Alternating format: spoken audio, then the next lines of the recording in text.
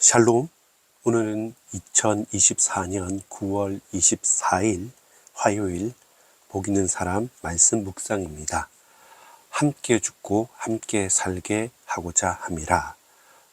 오늘 고린도후서 7장 3절 말씀을 요절로 우리 고린도후서 7장 2절로 16절까지의 말씀을 함께 나누어 보도록 하겠습니다.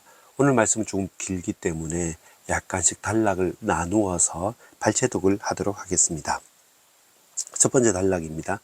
정죄함이 아니라 함께 살고자 합니다.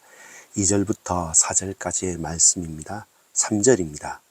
내가 이 말을 하는 것은 너희를 정죄하려고 하는 것이 아니라 내가 이전에 말하였거니와 너희가 우리 마음에 있어 함께 죽고 함께 살게 하고자 함이라. 5절부터 7절까지의 말씀은 서로에게 위로가 되는 성도가 되자는 말씀입니다. 6절과 7절 말씀을 보도록 하겠습니다. 6절입니다. 그러나 낙심하는 자들을 위로하시는 하나님이 디도가 옴으로 우리를 위로하셨으니 그가 온 것뿐 아니요 오직 그가 너희에게서 받은 그 위로로 위로하고 너희의 사모함과 애통함과 나를 위하여 열심 있는 것을 우리에게 보고함으로 나를 더욱 기쁘게 하였느니라. 8절부터 11절까지는 거룩한 근심으로 엮어진 성도입니다. 먼저 8절입니다. 그러므로 내가 편지로 너희를 근심하게 한 것을 후회하였으나 지금은 후회하지 아니함은 그 편지가 너희로 잠시만 근심하게 한 줄을 알미라. 10절입니다.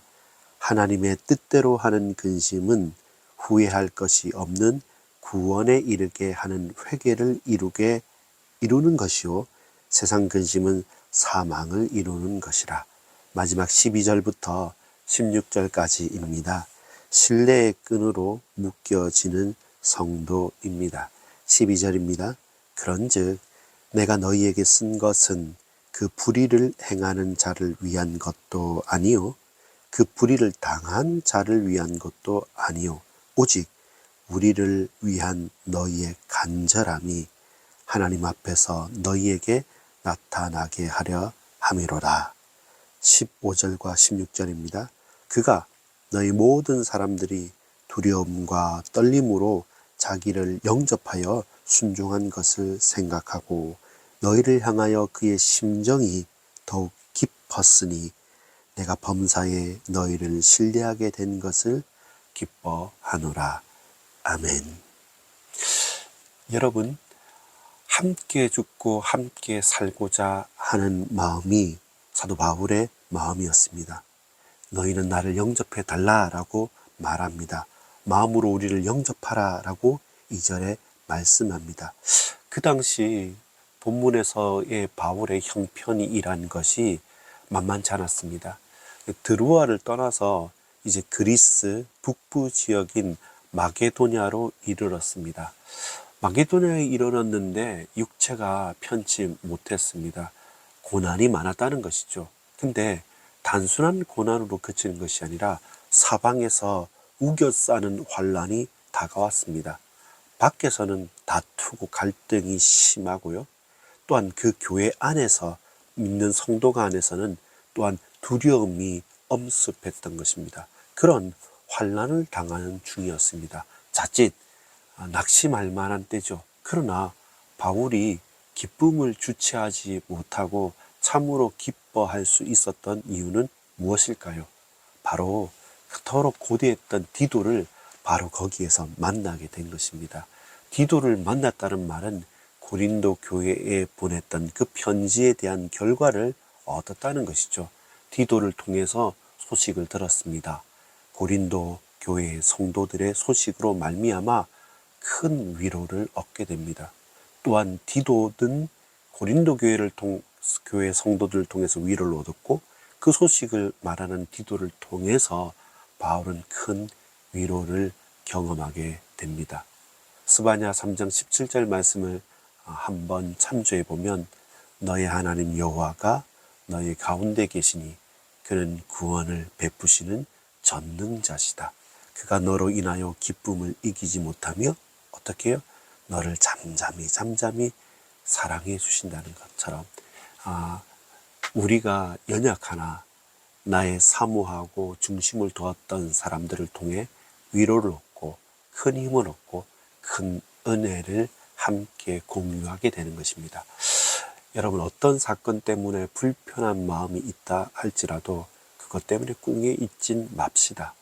세상의 아우성과 수많은 소리들을 넘어서서 하나님의 뜻대로 하는 근심은 결국 그들로 말미암아 구원에 이르는 회개를 이루게 하기 때문입니다. 이 배경을 가지고 본문을 한 번 더 살펴보도록 하겠습니다. 첫 번째입니다. 정죄함이 아니라 위로함입니다. 2장 2절부터 7절까지의 말씀을 보면 정죄함이 아니라 위로함입니다 라고 고백할 수 있습니다.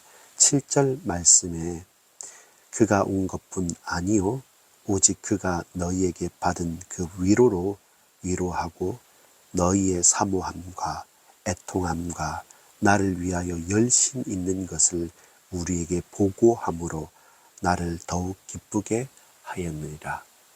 정죄함이 아니라 위로함이 됐고 기쁨이 됐던 것은 바울이 서로 간 근심이 되고 혹은 부담이 될 만큼 바울이 권고를 합니다.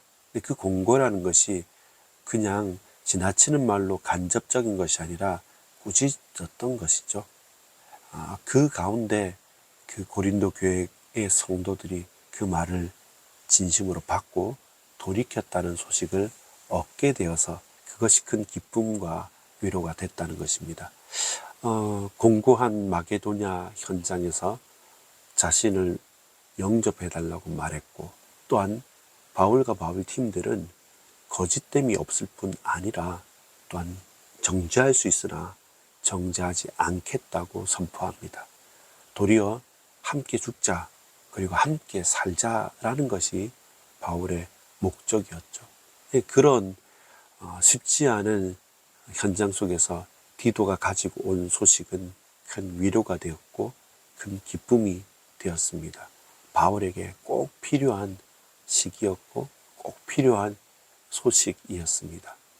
우리가 정죄함이 아니라 큰 위로함을 얻을 때 어느 때입니까? 하나님께서 우리에게 말씀하시고 우리의 몸된 교회와 성도들이 소통할 때 우리는 정죄함 이전에 참된 위로함을 얻게 됩니다. 두 번째입니다.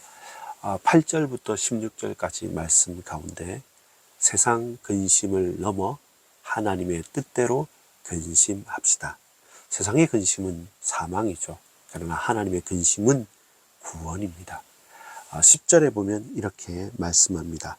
하나님의 뜻대로 하는 근심은 후회할 것이 없는 구원에 이르게 하는 회개를 이루는 것이요 세상 근심은 사망을 이루는 것이니라 라고 말씀합니다. 왜 바울은 후회하지 않습니까? 실제로는 바울이 보냈던 그 편지 때문에 잠시 근심했습니다. 후회했습니다. 그러나 지금은 후회하지 않는다고 말합니다.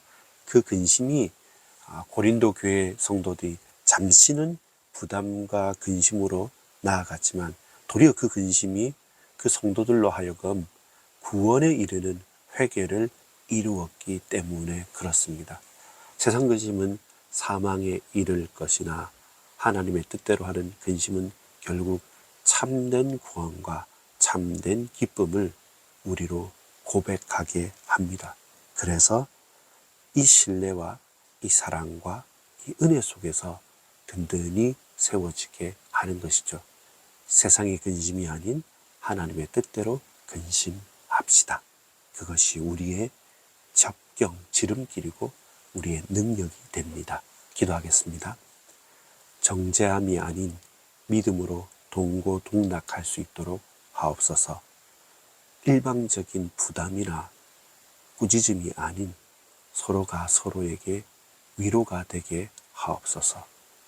간절함이 드러나도록 하나님의 뜻대로 근심하며 살게 하옵소서. 간절해졌고 죄를 미워하고 두려움과 사모함 가운데 하나님을 향한 열심을 품게 하옵소서. 주 예수 그리스도의 이름으로 기도합니다. 아멘.